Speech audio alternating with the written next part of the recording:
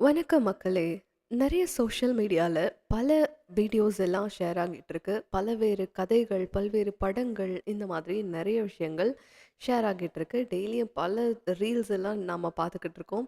ஆனாலுமே பழைய புத்தகங்களுக்கெல்லாம் என்னாச்சு அப்படிங்கிறதுக்காக தான் அந்த புக்ஸ நான் மட்டும் படிச்சேன்னா அது போதாது. உங்களுக்கும் அத தெரியப்படுத்தணும் அப்படிங்கிறதுக்காக தான் அந்த கதையுடைய ஃபுல்லா உங்களுக்கு அதோட எசன்ஸ் உங்களுக்கு போய் சேரணும் அப்படிங்கிறதுக்காகவே நான் இந்த யூடியூப் சேனல் ஸ்டார்ட் பண்ணியிருக்கேன். ஸோ இந்த கதைகள்ல வந்து நான் எப்படி படிக்க போறேன் அப்படின்னா, ஒரு குழந்தை வந்து அவங்களோட தாத்தா, பாட்டிக்கோ இல்ல அவங்க அப்பா, அம்மாக்கோ அந்த புக்ல இருக்கிற கதைய படிச்சு சொல்லும் இல்லையா? அந்த மாதிரி உங்க எல்லாருக்கும் அது ஒரு ஃபீல் குட்டா குடுக்கணும் அப்படின்னு நான் நினைக்கிறேன்.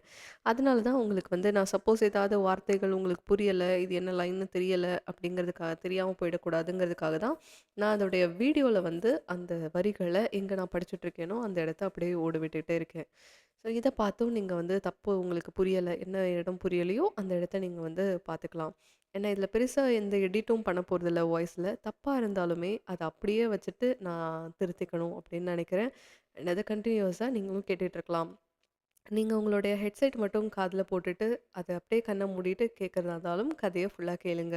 இப்போ ஃபர்ஸ்ட் கதை நான் என்ன சொல்லப் போறேன் அப்படின்னு பார்த்தீங்கன்னா, "பொய் மான் கரடு" அப்படின்ட்டு ஒரு கதை. இந்த புக்கு வந்து எனக்கு ஆன்லைன்ல தான் சஜெஸ்ட் பண்ணியிருந்தாங்க. ஸோ இந்த கதை எப்படி இருக்கு அப்படிங்கிறது தான் ஃபுல்லாவே நம்ம பார்க்க போறோம். ஸோ கொஞ்சம் அதிகமான பக்கங்கள் இருக்கு. இருந்தாலும் ஒவ்வொரு அத்தியாயங்களா பார்க்கலாம். இது கல்கி அவர்கள் எழுதின ஒரு புத்தகம் தான். ஸோ கல்கி அப்படிங்கிறவர் ரொம்ப பெரிய எழுத்தாளர். நெறைய கதைகள் எழுதியிருக்கிறார் அப்படின்றது எல்லாருக்குமே நல்லா தெரிஞ்ச ஒண்ணு. ஸோ அவருடைய கதை தான் இது. வாங்க பார்க்கலாம். ஒரே தொழில சேர்ந்தவங்க, அதாவது ஒரே வேலைய செய்றவங்க 4 பேர் ஒண்ணா ஒரே இடத்துல கூடுனா என்ன ஆகும்? அவங்களுடைய வேலைகள பத்தி தான் பேசிட்டு இருப்பாங்க. கரெக்ட்டா?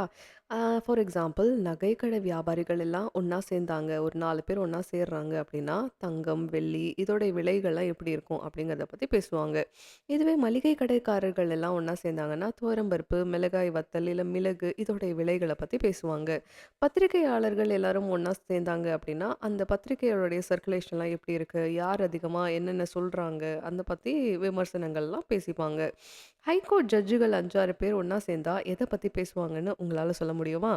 கொஞ்ச நாளைக்கு முன்னாடி ஒரு டீ பார்ட்டிக்கு போயிருந்தேன். கொஞ்சம் தாமதிச்சு போனதுனால எங்க உட்கார்றதுன்னு தெரியல. அங்க இங்கன்னு பார்த்தேன். பட் எனக்கு வந்து அங்க ஒரு ஹைகோர்ட் ஜட்ஜுகள் வந்து ஒரு சில பேர் ஒண்ணா ஒரு இடத்துல சேர்ந்திருந்தாங்க ஒரு மூலையில. அங்க தான் ஒரு இடம் ஒண்ணு காலியா இருந்திருக்கு. அந்த இடத்துல போய் உட்கார்ந்துட்டேன். ஏன்னா வேற எந்த இடமும் கிடைக்கல. அவங்க என்ன பேசிக்கிட்டு இருந்தாங்கன்னு உங்களுக்கு தெரியுமா? கொலை கேஸுகள் பத்தி தான் பேசிக்கிட்டு இருந்தாங்க. கொலை வழக்குகள் எந்தெந்த ஜில்லாக்கள்லலாம் குறைஞ்சிருக்கு, எந்தெந்த ஜில்லாக்கள்ல அதிகமாயிருக்கு அப்படிங்கிற விஷயத்த பத்தி அவங்களுக்கு தோன்றத எல்லாரும் அப்படியே பேசிக்கிட்டு இருந்தாங்க. மது விலக்கு அப்படிங்கிற இந்த ஒரு சட்டம் அமலுக்கு வந்ததுக்கு அப்புறமா திருநெல்வேலி ஜில்லால அதாவது கொலை குற்றங்கள் எல்லாம் குறைஞ்சிருக்கு அப்படின்ட்டு ஒரு ஜட்ஜ் சொல்றாரு. எல்லாரும் "ஓ! அப்படியா?" அப்படின்னு சொல்லிக்கிட்டாங்க. அதே மாதிரி கோயம்புத்தூர் ஜில்லால கொலை குற்றங்கள் முன்னாடி மாதிரியே தான் இருக்கு. குறையவும் இல்ல, அதிகமாகவும் இல்ல அப்படின்னு சொல்றாங்க. இன்னொருத்தவர் சேலம் ஜில்லால கொலை குற்றம் அதிகமாயிருக்கு அப்படின்னு சொல்றாரு. "அப்படியா? அது எப்படி சாத்தியம்?" அப்படின்னு இன்னொருத்தவர் கேட்கிறாரு. "எப்படின்னா, அப்படிதான் உண்மை அப்படிதான் இருக்கு" அப்படின்னு சொல்லி சொல்றாரு. அதுக்கு வந்து பார்ட்டி முடிஞ்சிடுச்சு. எல்லாருமே எழுந்து போயிட்டாங்க. ஸோ ஹைகோர்ட் ஜட்ஜுகள் எல்லாரும் தனித்தனியா போயிட்டு அவங்களுடைய விஷயங்கள பத்தி யோசனை செய்ய ஆரம்பிச்சுட்டாங்க. ஆனா, சேலம் ஜில்லால மட்டும் கொலை அதிகமாயிருக்கு அப்படின்னு ஒரு ஜட்ஜ் சொன்ன அந்த ஒரு வார்த்தைய மட்டும் என்னால மறக்கவே முடியல. கொஞ்சம் மாதத்துக்கு முன்னாடி சேலம் ஜில்லாக்கு நான் போயிருந்தேன். அங்க தற்செயலா ஒரு கதைய நான் கேள்விப்பட்டேன். அந்த கதையில முக்கியமான சம்பவம் ஒரு கொலை தான். குற்றவாளி யாருன்னு கண்டுபிடிக்கப்படாத ஒரு மர்மமான கொலை. அதனுடைய வரலாறு என்னுடைய மனசுல அடிக்கடி வந்துகிட்டே இருந்துச்சு. அத சுத்தி செங்கோட கவுண்டன், செம்பலவள்ளி ஆ சாரி செம்பவளவள்ளி, வங்காருசாமி, சுந்தரராஜன், குமாரி பங்கஜா இந்த மாதிரி சில கேரக்டர்ஸ் எல்லாமே என்னோட கண்ணு முன்னாடி வந்துட்டு இருக்காங்க. இதுக்கெல்லாம் பின்னணியில பொய்மான் கரடு அப்படின்ட்டு ஒரு பெரிய கருப்பு பூதம் அதோடைய கோரமான பேய் வாய தொறந்துகிட்டு இருக்கிற மாதிரி நின்னுகிட்டே இருந்துச்சு. ஸோ சேலத்துல இருந்து நாமக்கல்லுக்கு ஒரு ஃப்ரெண்டு கூட மோட்டார் வண்டியில போயிட்டு இருந்தேன். காலை நேரம். ஓகே. வானத்துல நாலாபுறமும் மேகங்கள் எல்லாம் மூடி இருந்துச்சு. இந்த ஜில்லால மழை பெஞ்சு 6 மாசம் ஆச்சு. இன்னைக்கு தான் மேகம் மூடியிருக்கு. மழை பெஞ்சா நல்லது. ஒருவேளை மேகம் இன்னைக்கும் ஏமாத்திட்டு போயிடுமோ? அப்படின்னு சொல்லிட்டு அந்த மோட்டார் டிரைவர் சொல்றாரு. இந்த ஜில்லால மட்டும் என்ன, தமிழ்நாடு முழுக்க மழை இல்ல அப்படின்னு நான் சொன்னேன். மத்த ஜில்லாக்கள்ல மழை இல்லாததுக்கும், இந்த ஜில்லால மழை இல்லாததுக்கும் வித்தியாசம் இருக்கு சார். இங்க கிணறுலலாம் தண்ணீர் வற்றி போயிடுச்சு. இன்னும் கொஞ்ச நாள்ல மழை பெய்யல அப்படின்னா, குடிக்க கூட தண்ணி கிடைக்காது அப்படின்னு சொன்னான். மேகத்துக்கும், மழைக்கும் மனுஷனுடைய வாழ்க்கைக்கும் ஒரு நெருங்கிய ஒரு சம்பந்தம் இருக்கு. அத பத்தி தான் நான் யோசிக்க தொடங்குனேன். கார் வந்து ஸ்பீடா விர்ருன்னு போயிட்டு இருந்துச்சு. ரோட்ல 2 பக்கமும் சேலம் ஜில்லால சாதாரணமா தென்படுற காட்சிகள் தான். ஒரு வெளி பிரதேசங்கள், நடுவுல ஒரு கருப்பான மொட்டை பாறைகள், அதுக்கப்புறம் சோளம், பருத்தி இந்த மாரி முக்கியமான பயிர்கள் எல்லாம் இருக்கு. இதெல்லாமே மழை இல்லாம சோள பயிர்கள் எல்லாம் வாடி வதங்கி போயிடுச்சு. பாலைவனத்துல இருக்கிற அந்த நிலத்துல எப்படி இருக்குமோ, அந்த மாதிரி அங்கங்க கொஞ்சம் கொஞ்சம் பசுமையான சின்ன சின்ன தோப்புகள்லாம் இருந்துச்சு. அந்த தோப்புக்கு மத்தியில ஒரு அ கிணறு இருந்துச்சு. ஒவ்வொரு கிணறையும் சுத்தி ஒரு 5, 6 தென்னை மரம், ஒரு வேப்ப மரம், 2 வாழை மரம் அதெல்லாம் இருக்கிற மாதிரி ஒரு பசுமையான ஒவ்வொரு இடத்துல கொஞ்சம் கொஞ்சம் பார்க்க முடியுது.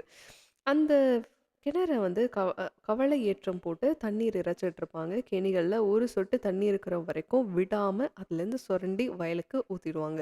இதையெல்லாம் பார்த்துக்கிட்டு இருந்து குடியானவர்களுடைய வாழ்க்கையில இருக்கிற இன்ப, துன்பங்கள் இத பத்தியெல்லாம் யோசிச்சுட்டு மணிக்கு 30 மைல் வேகத்துல போய்க்கிட்டு இருந்தேன். 1/2 மணி நேர பயணத்துக்கு அப்புறமா தூறல் போட தொடங்குச்சு. ரோட்ல போயிட்டு இருந்தவங்க மழைக்கு பயந்து ஓடவும் இல்ல, ஒதுங்கவும் இல்ல. வேகமா நடந்தவங்க கூட கொஞ்சம் மெதுவா நின்னு அந்த வானத்த அண்ணாந்து பார்த்து மழை அது எப்படி வருது அதோடைய இன்பத்த அவங்க அனுபவிக்கிறாங்க. கொஞ்ச தூரத்துல ஆடெல்லாம் ஓட்டிட்டு போன ஒரு சின்ன பையன் ரொம்ப ஜாலியா பாட ஆரம்பிக்கிறான். தூறல் போட்டுட்டு இருக்கும் பொழுதே மேகங்கள் கொஞ்சம் விலகி சூரியனை எட்டி பார்த்து காலை சூரிய கிரகணங்கள்ல மழை துளிகள் முத்து துளிகளா மாறிடுச்சு.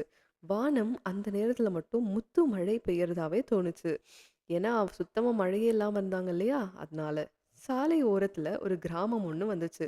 ஒரு பக்கத்துல 10, 12 குடிசை வீடுகள் இருந்துச்சு. ஒரு குடிசையுடைய வாசல்ல போடப்பட்டிருந்த ஒரு கயிற்று கட்டில்ல ஒரு பெரியவர் உட்கார்ந்துட்டு மழைய அனுபவிச்சுட்டு இருந்தார். கட்டில்ல விரிச்சிருக்கிற ஜமுக்காலத்த கூட அவரு சுருட்டல. அந்த அளவுக்கு அவர் வந்து மழைய ஆர்வமா பார்த்துட்டு இருக்கிறார், சந்தோஷமாகவும். குடிசைகள்ல ஒட்டி இருந்த ஒரு சில்லற கடை. சின்னதா ஒரு கடை. அங்க வந்து ஒரு வாழைப்பழ குலையும், ஒரு முறுக்கு மாலையும் தொங்கிட்டு இருந்துச்சு. ரோட்ல இருக்கிற நாய் ஒண்ணு அந்த முறுக்கு மாலைய எட்டி பிடிக்க ட்ரை பண்ணிட்டு இருந்துச்சு. அதக்கூட கவனிக்காம கடைக்கார பையன் வந்து மழைய பார்த்துக்கிட்டு இருந்தான். அந்த அளவுக்கு மழை மேல ஆர்வம். மோட்டார் வண்டி நின்னுச்சு. ரோட்ல ஒரு பக்கத்துல குடிசைகள் இருந்துச்சு அப்படின்னு சொன்னேன் இல்லையா? இன்னொரு பக்கத்துல ஒரு கருப்பு பாறை. அதுக்கு முன்னாடி ஒரு அரச மரமும், வேப்ப மரமும் ஒண்ணா பின்னி தழுவி வளர்ந்திருந்துச்சு. அரசு, வேம்பு மரங்கள சுத்தி ஒரு கருங்கல் மேடை ஒண்ணு இருந்துச்சு. டிரைவர் வண்டியிலருந்து கீழ இறங்கினாரு. வேற ஏதோ காரியமா இறங்குறாரு அப்படின்னு நெனச்சேன். "சார் கொஞ்சம் கீழ இறங்குங்க. உங்களுக்கு ஒரு வேடிக்கை காட்டுறேன்" அப்படின்னு சொன்னான். வேண்டா வெறுப்போட, "ஐயய்யோ! என்னடா இவன் இந்த வம்புக்காரன் கிட்ட மாட்டிக்கிட்டோமே!" அப்படின்னு அழுத்துக்கிட்டே வண்டியிலருந்து இறங்குனேன். "என்ன வேடிக்கை? எங்க?" அப்படின்னு கேட்டேன். "அதோ பாருங்க" அப்படின்னு ரோடுக்கு 50 அடி தூரத்துல செங்குத்தா உயர்ந்திருக்கிற ஒரு கருப்பு பாறைய காட்டுறான். "என்னத்த பாக்குறது? வெறும் பாறை, மொட்டையா நிக்குதே! ஒரு மரம், செடி, புல், பூண்டு கூட காணுமே!" அப்படின்னு சொன்னேன்.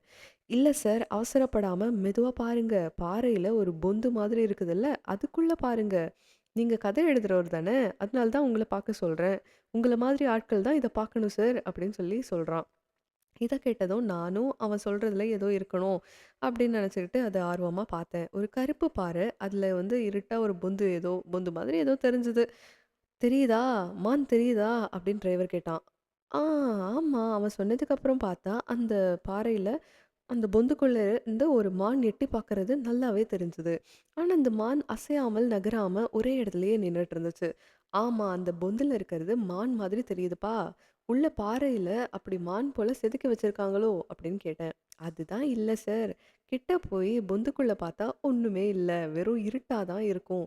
இங்கிருந்து பார்த்தா மட்டும் தான் அந்த மாய மான் தெரியுது" அப்படின்னு சொன்னான்.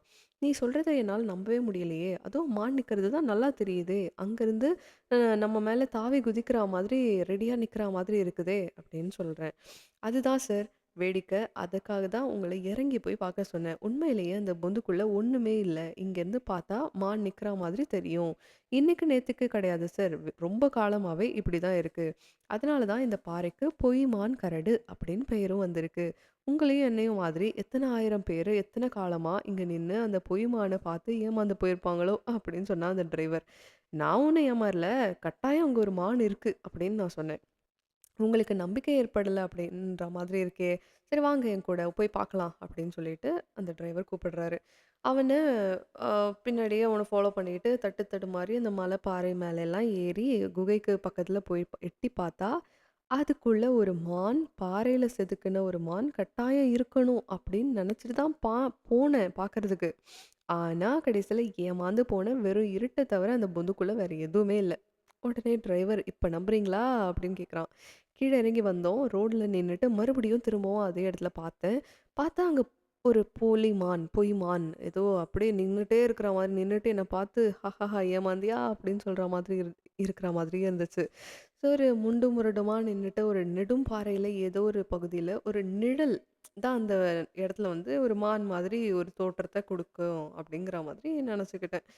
இதுக்குள்ள அந்த ஊர்ல இருக்கிற சின்ன பசங்க எல்லாம் எங்களோட வண்டிய வந்து சுத்தி புடிச்சுக்கிட்டானுங்க. அவங்க எல்லாரையும் விலக்கிட்டு டிரைவர் வண்டி கதவ திறந்தான். நான் ஏறி உட்கார்ந்ததும் வண்டி கொஞ்சமா நகர ஆரம்பிச்சது. ஒருத்தவங்களாவது இந்த நாள்ல ராமேஸ்வரம், காசின்னு போகறதில்ல. ஆனா ஊரு பிள்ளைகள் மட்டும் வசவசன்னு பெருகிக்கிட்டே இருக்காங்க சார் அப்படின்னு சொன்னா டிரைவர். என்னுடைய ஞாபகம் எல்லாம் அவன் சொல்றதுல இல்ல. அந்த பொய்மான் மேல தான் இருந்துச்சு. அத பத்தி உள்ளூர்ல ஏதாச்சும் ஒரு கதை ஒண்ணு வச்சிருப்பாங்க இல்லையா? அப்படின்னு நெனச்சேன். அந்த பொய்மான் கரடு ரொம்ப விசித்திரமானது தான். அத பத்தி ஏதாவது பழைய கதை ஏதாச்சும் இருக்காப்பா? அப்படின்னு நான் கேட்டேன் அந்த டிரைவர் கிட்ட. பழைய கதை எதுவும் இல்ல சார். நான் கேள்விப்படல அந்த மாதிரி எதுவும். ஆனா புதுசா ஒரு கதை இருக்கு. 7, 8 வருஷத்துக்கு முன்னாடி நடந்துச்சு. ஐயாவுக்கு கேட்க இஷ்டம் இருந்தா நான் சொல்றேன் அப்படின்னு சொன்னான். இது என்னப்பா கேள்வி? இஷ்டம் இருந்தான்னு என்ன கேட்குற? நான் தான் காத தீட்டிட்டு கேட்டுட்டு இருக்கேன்ல. ம், ம் நடக்கட்டும், நடக்கட்டும். நீ சொல்ல ஆரம்பி அப்படின்னு சொல்லிட்டு காரை மட்டும் எதிர வர லாரி கிட்ட மோதாம ஜாக்கிரதையா விட்டுட்டு போ கதைய சொல்லு கேட்கலாம். நாமக்கல் போய் சேர்றதுக்குள்ள கதை முடிஞ்சிடும் இல்லையா? அப்படின்னா சரி உடனே ஆரம்பி கதைய அப்படின்னு சொன்னேன். இதோட முதல் அத்தியாயம் முடிஞ்சது. ஸோ இந்த கதைய அவரு சொல்ல ஆரம்பிக்க போறாரு. இந்த ஆசிரியர் கிட்ட அதாவது நம்மளோட கல்கி கிட்ட சொல்ல ஆரம்பிக்க போறார். அந்த மாதிரி இந்த கதை ஆரம்பிக்குது. ஸோ 2வது அத்தியாயத்தையும் பார்க்கலாம். 2வது அத்தியாயம். பொய்மான் கரட்டுக்கு கொஞ்சம் 1 மைல் தூரத்துல செங்கோட கவுண்டனுடைய காடும் கிணறும் இருந்துச்சு. சேலம் ஜில்லாலேயே காடு அப்படின்னா வயல், நிலம், பண்ணை அப்படின்னு தானே அர்த்தம். செங்கோடனுடைய 5 ஏக்கர் நிலம் அவனுக்கு தியாக வீரமான்யமா கிடைக்கல. அவனுடைய பெற்றோர்கள் அந்த நிலத்தை பண்படுத்துவதற்கும், அதுக்கப்புறம் அதுலேருந்து கிணறு தோண்டுறதுக்கும் அவங்க செஞ்ச அந்த ஒரு தியாக பலனை தான் இன்னைக்கு செங்கோடன் அனுபவிச்சுட்டு இருக்கான். அவனுடைய 5 ஏக்கர் நிலத்திலயும் பொன்னும், மணியும், முத்தும், பவளமும் விளைஞ்சது. இத விட விலை உயர்ந்த பொருட்களான நெல்லு, சோளம், பருத்தி, மிளகாய் இதெல்லாமும் விளையும். செங்கோடனுடைய அந்த ஒரு கிணறு புதையல் எடுக்கிற கேணின்னே சொல்லணும். வருஷம் முழுக்க அதுல புதையல் எடுத்துக்கிட்டே இருக்கலாம். அதாவது அதுல வற்றாமல் தண்ணீர் சுரந்துகிட்டே இருக்கும். அப்படிப்பட்ட ஒரு கிணறு. 3 வருஷமா மழை பெய்யாம சுத்து வட்டாரத்துல எல்லா கிணறுகளிலும் தண்ணி வத்தி போயிட்டாலும், செங்கோடனுடைய கிணறுல மட்டும் தண்ணீர் சுரந்துகிட்டே இருந்துச்சு. செங்கோடனும் தினந்தோறும் ஒரு சொட்டு தண்ணீர் கூட வீணாக்காம வயலுக்கு இறைச்சிக்கிட்டே இருப்பான். 3 போகம் பயிர் செஞ்சு பலன் எடுப்பான். செங்கோடன் ஒரு அனாதை. அவனுடைய தாய் தந்தை 2 பேருமே காலமாயிட்டாங்க. அதாவது இறந்துட்டாங்க. அக்கா, தங்கை, அண்ணன், தம்பி, பிச்சு பேரு ஒண்ணும் கிடையாது. வயசானதுலேருந்து சமைச்சு போட்டு அவன பார்த்துக்கிறதுக்காக ஒரு கிழவி ஆன ஒரு அத்தை மட்டும் இருக்காங்க. மீதி வேற யாருமே அவனுக்குன்னு கிடையாது. கொஞ்ச நாளுக்கு அப்புறம் அவன் வீட்ல இருந்து சமைச்சு போட்டுட்டு இருந்தா, அவளுக்கு சோறு போடுறதுக்கு மனசு இல்லாம செங்கோடன் அவள அடிச்சு விரட்டிட்டான் அப்படின்னு ஊர்ல எல்லாரும் பேசிக்கிறாங்க. ஆனா உண்மை அப்படி கிடையாது. அந்த அத்தை கிழவி தன்னோட தங்கச்சி மகள வந்து செங்கோடனுக்கு கட்டி வைக்கணும் அப்படின்ற மாரி அவங்க நினைச்சிட்டு இருந்தாங்க. அதனாலேயே அவள தொரத்திட்டான் அப்படிங்கிறது தான் உண்மை. ஸோ செங்கோடனை கல்யாண வலையில சிக்க வச்சு, அவன ஒரு கல்யாண குடும்பஸ்தனாக்கணும் அப்படின்னு நினைச்சு நெறைய முயற்சிகளும் நடந்துட்டு இருந்துச்சு. அதே ஊர்ல சுத்து வட்டாரத்துல நெறைய பெண்களும் அவனுக்காக ஆசைப்பட்டாங்க. ஆனா செங்கோடன் எதுக்குமே பிடிகொடுக்கல. யாருடைய வலையிலயும் சிக்கல. கடைசியில அவன் இந்த கல்யாண பேச்சு தொல்லை பொறுக்க முடியாம ஒரு காரியம் செஞ்சான். ஊருக்குள்ள இருந்த ஒரு குடிசைய காலி செஞ்சுட்டு, அவனுடைய காட்டுக்கு நடுவுல அந்த கிணறு கரையில இருக்கிற கிணறு இருக்கு இல்லையா? அதுக்கு கரையில ஒரு குடிசை போட்டு அங்கேயே செட்டில் ஆயிடலாம் அப்படின்னு நெனச்சுட்டான்.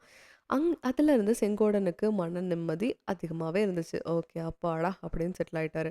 ஆனா, ஊர்ல கெட்ட பேரு அவருக்கு நல்லாவே பரவிடுச்சு. அவன் தரித்திரம் பிடிச்ச ஒரு கஞ்ச பையன். பொண்டாட்டி கட்டிக்கிட்டா அவளுக்கு வந்து சோறு போடணும் அப்படிங்கிறதுக்காக பிரம்மச்சாரி வாழ்க்கைய நடத்திட்டு இருக்கான். அப்படின்னு அக்கம் பக்கத்து ஊர் ஜனங்கள்லாம் பேசிக்கிறாங்க. இது எதுவும் செங்கோடனுடைய காதுல விழல. அவன் உண்டு, அவனுடைய கிணறு உண்டு, அவன் விவசாயம் உண்டுன்னு வாழ்க்கை நடத்திக்கிட்டு இருந்தான். ஆனாலும் அவனுடைய மன நிம்மதிய ஒவ்வொரு சமயமும் குலைக்கணும் அப்படிங்கிறதுக்காகவே ஒரு பெண் இருந்தா. அவ பேர் தான் செம்பவளவள்ளி. அவள செம்பான்னு கூப்பிடுவாங்க. செம்பா பெரிய குடும்பத்துல பிறந்தவ. தாய், தகப்பன், பாட்டி, அத்தை, தம்பி, தங்கை அப்படின்னு வீடு நிறைக்க இருப்பாங்க. செம்பாவுக்கு அவருடைய அப்பா வந்து காடு, கேணி எல்லாமே இருந்துச்சு. ஆனாலும் அவங்க எல்லாம் இருக்கிற ஒரு பெரிய குடும்பம் தான். ஆனா, இந்த மாரி பெரிய குடும்பங்களுக்கு ஓயாமல் தரித்திரம் இருக்கும் இல்லையா? அந்த மாதிரி வயல்ல எவ்ளோ விளைச்சல் வந்தாலுமே, வீட்ல இருக்கிறவங்க சாப்பிடுறதுக்கு சாப்பாடு போதாது. வீட்ல இருக்கிறவங்க சாப்பிடுறதுக்கே பத்தாது அந்த அளவுக்கு. ஏன்னா, அவங்களுக்கு உழைக்கிற அளவுக்கு யாருமே அங்க கிடையாது. இப்படிப்பட்ட பெரிய குடும்பத்துல ஓயாத தரித்திரத்துக்கும் ஒழியாத கூச்சலுக்கும் நடுவுல செம்பவளம் வாழ்ந்து வளர்ந்து வந்துட்டா. சேற்று தவளைகளுக்கு மத்தியில செந்தாமரை மாதிரி, குப்பை கோழிகளுக்கு மத்தியில தோகை மயில் மாதிரி, சப்பாத்தி கள்ளிகளுக்கு மத்தியில செம்பருத்தி செடி மாதிரி அவள் பிரகாசமா வளர்ந்து வந்திருக்கா. செங்கோடனும் அடிக்கடி அவளை நினைச்சு பார்ப்பான். இந்த மாதிரி தன்னுடைய உள்ளத்தை கொள்ளை கொண்டிருந்த செம்பவளவல்லியே கல்யாணம் பண்ணிக்கணும் அப்படிங்கறத பத்தியும் அடிக்கடி யோசனை செய்யாமல்லாம் இல்ல. அவனுக்கும் ஆசை இருக்கு. அவனோட மனசுல தானா அந்த யோசனை வரல அப்படின்னா கூட, செம்பாவுடைய அப்பா, அம்மா, பெற்றோர்கள், உற்றார், உறவினர் யாராச்சும் ஒருத்தவங்க அவங்கள பார்க்க போனாலே, செங்கோடன கிட்ட அந்த பொண்ண பத்தியே அடிக்கடி சொல்லிக்கிட்டே இருப்பான். "ஏன்டா ஐயா கொண்ட மகனே, எங்க செம்பவளவல்லிய நீ கட்டிக்க போறியா இல்லையா? 2ல 1 கராரா சொல்லிடு. எத்தன நாள் அவள கண்ணி கழியாம உனக்காக வச்சிருக்கிறது? நீ இல்லன்னா கூட அவளுக்காக எத்தனையோ பேர் இருப்பாங்க. நெறைய பேர் வந்து கல்யாணம் பண்ணிட்டு போயிடுவாங்க." அப்படின்னு சொல்லி எல்லாரும் அடிக்கடி அவனுக்கு ஆசைய தூண்டுற மாதிரி பேசிக்கிட்டே இருப்பாங்க. ஆனா செங்கோடன் அது எதுக்குமே கொஞ்சம் கூட அசைஞ்சு கொடுக்கவே இல்ல. அப்படி யாராச்சும் வந்து கேட்டாங்கன்னா, பெண் கேட்டு வந்தாங்கன்னா, "நீங்க அவங்களுக்கே கட்டி கொடுத்து அனுப்புங்களேன். நானா குறுக்க வந்து மறிக்கிறேன்?" அப்படின்னு பிடி கொடுக்காமலே பதில் சொல்றான். எல்லாரும் சேர்ந்து சூழ்ச்சி செஞ்சு செம்பாவ தன்னோட கழுத்துல கட்டி வச்சிட போறாங்க அப்படின்ற ஒரு பயத்துல கூட செங்கோடன் மனசுல அடிக்கடி இருந்துகிட்டே இருந்துச்சு. செம்பாவ கட்டிக்கிறதுல அவனுக்கு ஆசை இல்லாமல்லாம் இல்ல. பகல்ல கிணத்துலேருந்து தண்ணி இறைக்கும் பொழுதும் சரி, காட்டுல மண்வெட்டி பிடிச்சு வேலை செய்யும் பொழுதும் சரி, நைட்ல தூக்கத்துல கனவுலயும் சரி, செம்பாவுடைய முகமும், அவளுடைய சிரிப்பும், அவளுடைய கண் அழகும் அவனோட மனசுல அடிக்கடி வந்துகிட்டே இருந்துச்சு. குடிசைக்குள்ள அடுப்பு மூட்டி உலைப்பானைய போடும்போதெல்லாம், வீட்ல ஒரு பெண் பிள்ளை இருந்துச்சுன்னா எவ்வளோ ஈஸியா இருக்கும். இந்த அடுப்பு மூட்டுற வேலையெல்லாம் அவளே பார்த்துப்பா. நாம செய்ய வேண்டியதில்ல அப்படின்னு அவனுக்கு அடிக்கடி தோணும். ஆனாலுமே கல்யாணம் செஞ்சுக்கிட்டோம் அப்படின்னா, செம்பாவுடைய குடும்பத்துல தான் பெரிய குடும்பம் இல்லையா? அந்த வீட்ல இருக்கிற எல்லாரும் நம்ம வீட்ல வந்து உட்காந்துட்டு அட்டூழியம் பண்ண ஆரம்பிச்சுட்டாங்கன்னா என்ன பண்றது? 4, 5 வருஷமா நான் கஷ்டப்பட்டு ராப்பகலா உழைச்சு சேர்த்து வச்சிருக்கிற பணத்த பரிசம்னோ, இல்ல சேலை வாங்குறனோ, இல்ல கல்யாண விருந்துனோ எல்லாத்தையும் சூறையிட்டுருவாங்களோ அப்படின்ட்டு ஒரு பயமும் அவன மனசுக்குள்ள இருந்துச்சு. செம்பா மேல அவனுக்கு ஆசையும் இருந்துச்சு. அவன் சேர்த்து வச்சிருந்த பணத்து மேலயுமே அவனுக்கு ஆசை இருந்துச்சு. செம்பாவா? பணமா? அப்படின்ட்டு 2த்துக்கு மேலயும் அவனுக்கு வந்து ஒரு அ ஆசை 2த்துக்கு மேலயும் இருந்துச்சு. ஆனா, ஏதாவது ஒண்ண கைவிட்டு தான் ஆகணும் அப்படின்ட்டு ஏற்பாடு பண்ணிட்டாங்கன்னா, என்ன பண்றது? அப்படின்னு தயங்கிட்டே இருந்தான். சில சமயம் செம்பாவ மாதிரி 100 பெண்ணுகள் கிடைப்பாங்க. ஆனா, வெள்ளி ரூபாய் 800 அவ்வளோ ஈஸியா கிடைச்சிருமா? 4 வருஷம் கஷ்டப்பட்டா தானே கிடைக்கும் அப்படின்னு தோணும். ஒரு சில சமயம் பணமாவது பணம். பணம் இன்னைக்கு வரும், நாளைக்கு போகும். ஆனா, செம்பா மாதிரி ஒரு பொண்ணு 1000 வருஷம் தவம் செஞ்சாலும் கிடைப்பாளா? அப்படின்னு இன்னொரு சமயம் அவனுக்கு தோணும். இந்த 2 வித எண்ணங்களுக்கும் நடுவுல நிச்சயமா ஒரு முடிவுக்கு வர முடியாமல் செங்கோடன் ரொம்ப திகைச்சான், திணறுனான், திண்டாடிட்டு இருந்தான். இப்படி இருக்கும் பொழுது ஒரு நாள் காலையில செங்கோடன் கிணத்துலேருந்து தண்ணி இறைச்சிட்டு, மாட்ட கவலை ஏத்தத்துலேருந்து அவிழ்த்துட்டு, கிணத்தங்கரையில மரத்து நிழல்ல இளைப்பாறுறதுக்காக உட்கார்றான். அப்போ அவனோட மனசு தன்னறியாமல் செம்பாவு மேல போச்சு. பணச்செலவ பார்க்காம செம்பாவ கட்டி போட்டு வச்சிருந்தா, இந்நேரம் கஞ்சியோ, கூழோ இல்ல நீராகாரமோ ஏதோ ஒண்ணு கொண்டு வருவாள்ல நமக்காக அப்படின்னு நெனச்சான். அந்த நேரத்துல ஏதோ பின்னாடி சலசலன்னு ஒரு சத்தம் கேட்டு திரும்பி பார்த்தான். அங்க இடுப்புல சோத்து கூடையோட செம்பா நின்னுட்டு இருந்தா. மனசுல எவ்ளோ வியப்பும், மகிழ்ச்சியும் இருந்தாலும் வெளியில காட்டிக்காம, "அப்படியா? ஓஹோ! நீதானா? யாரோன்னு பார்த்தேன். சரி வா வா" அப்படின்னு சொல்றான் செங்கோடன். "என்ன பார்க்கறதுக்கு பிடிக்கலையாக்கும்" அப்படின்னு சொல்லிட்டு. "நான் வந்தது உங்களுக்கு பிடிக்கலையோ?" அப்படின்னு சொல்லிட்டு செம்பா சொல்றா. "யார் சொன்னது பிடிக்கலன்னு? வா வா வந்துரு வந்துரு. இங்க வந்து உட்காரு" அப்படின்னு சொல்றான் செங்கோடன்.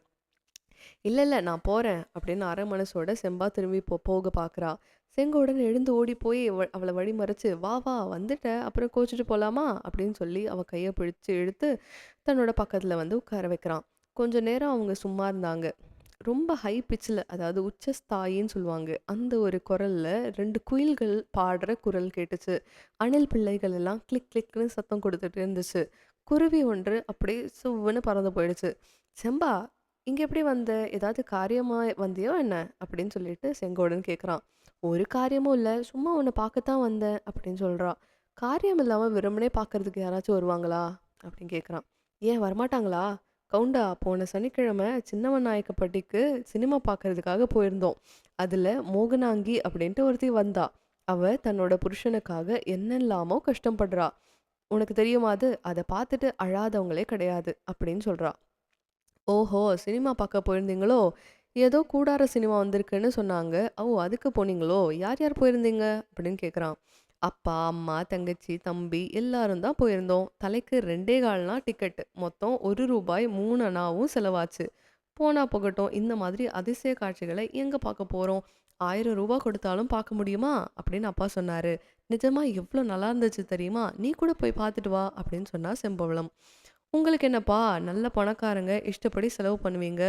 நான் எங்க போக அம்புட்டு பணத்துக்கு அப்படின்னு சொல்றான் செங்கோடன். நம்மளோட சென்னை முதன் மந்திரி கனம் குமாரசுவாமி ராஜா அவரும், நம்மளோட கதாநாயகன் செங்கோட கவுண்டனும் சினிமா விஷயத்துல ஒரே மாதிரி அப்படின்னு கதை ஆசிரியர் சொல்றாரு. ஏன்னா 2 பேருமே சினிமா பார்த்தது கிடையாதாமா. அதனால 2 பேரையும் கம்பேர் பண்றாங்க. ஊர் உருப்படாம போயிட்டுருக்கோம். காலகாலத்துல மழை பெய்யாமல் தேசம் நாசமா போயிட்டுருக்கோம் அப்படிங்கிறதுக்கு சினிமா தான் காரணம் அப்படிங்கிறது தான் செங்கோடனுடைய ஒரு சித்தாந்தம்னு சொல்லணும். இந்த மாதிரி இருக்கிறதுக்கு. ஸோ அடுத்த அத்தியாயத்த நெக்ஸ்ட் பார்க்கலாம். Thank you.